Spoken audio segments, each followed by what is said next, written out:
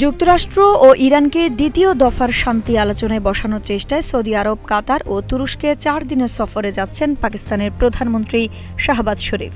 পাকিস্তানের পররাষ্ট্র মন্ত্রণালয় এমনটাই জানিয়েছে। পররাষ্ট্র মন্ত্রণালয় বলেছে, আজ বুধবার থেকে আগামী শনিবার পর্যন্ত শাহবাজের এই সরকারি সফর চলবে। সৌদি আরব ও কাতারে দ্বিপক্ষীয় পর্যায়ে আলোচনা হবে।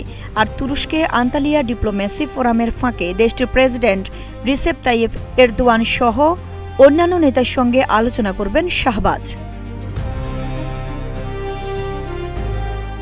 গতকাল মঙ্গলবার পাকিস্তানের প্রেসিডেন্ট আসিফ আলী জারদারি একটি বিবৃতি দিয়েছেন। বিবৃতিতে বলা হয়, শাহবাজ শরীফ আঞ্চলিক মধ্যস্থতাকারীদের সঙ্গে আলোচনা জোরদার করে শান্তি প্রক্রিয়া এগিয়ে নিতে চান বলে প্রেসিডেন্টকে জানিয়েছেন। এই উদ্যোগ এমন সময় নেওয়া হয়েছে যখন ইরান ও যুক্তরাষ্ট্রের মধ্যে 2 সপ্তাহের সাময়িক যুদ্ধবিরতি চলছে।